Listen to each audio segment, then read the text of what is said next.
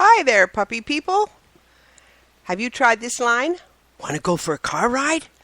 I know lots of dogs who bolt up from a sound sleep and are standing by the door in a heartbeat at the sound of those words. A car ride means going somewhere with their human, and wherever that may be, it means they won't be left home alone. Some dogs just love to chill while their humans run errands, windows open, and no extremes of temperature, of course. Some dogs love to get their noses up and out through the window and revel in the millions of smells assailing them.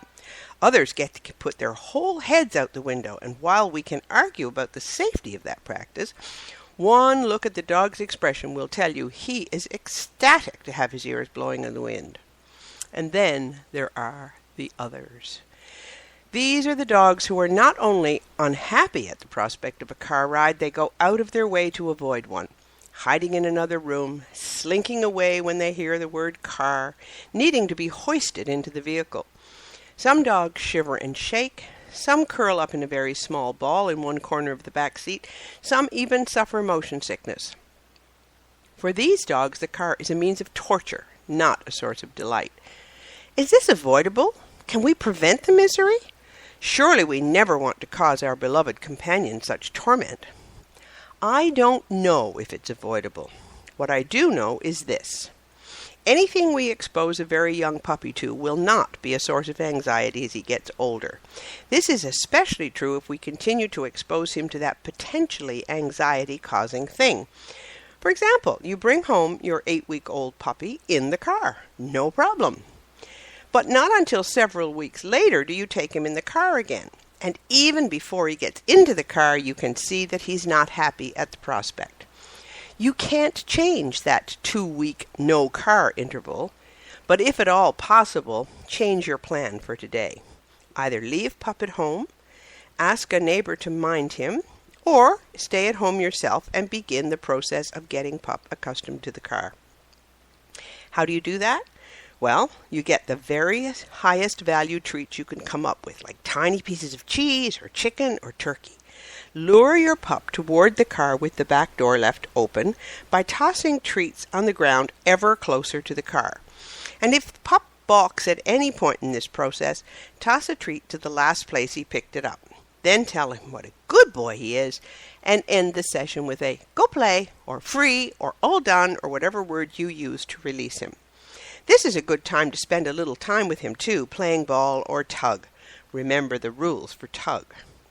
Later in the day, you can try again to lure him close to the car. Maybe this time you can get Pup to take a treat from the entrance to the back seat. Don't push it, but if he appears willing to get close and even put a paw up into the car, reward that and then call this session done. I think you get the idea. Tiny little steps, always ending on a positive note, and always with lots of patience and loving encouragement. Now then, let's go back to the newly arrived puppy and see what we can do to avoid the car phobia entirely. Step 1 is to start right away. Take your tiny treats, put Puppy in the back seat of a car in the crate with the door open, or have him secured with a leash. You get in the front seat. Chat encouragingly with Puppy while giving him treats. Then take him out of the car, and that's the end of the session. For step 2, do exactly the same thing, but use Pup's food instead of treats. You can either hand feed him, which I prefer, or place his dish on the back seat. When he's done, end the session. Step 3 is to do all of what you've done already. Crate, open door, secured in the back seat, you in the front seat, treats, encouraging chatter. And this time you're going to start the car, turn on the wipers, turn on the radio, beep the horn, give lots and lots of treats, and keep this session under 2 minutes, and then end it. Now you need a helper for step 4. Have him or her sit in the front passenger seat.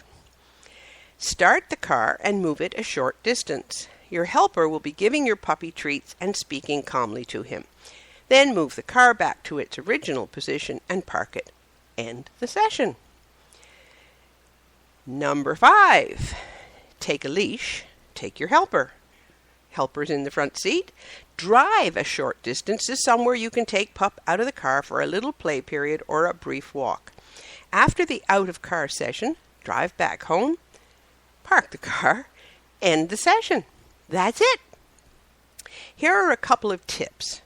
Be sure to begin the day or the day after you bring puppy home.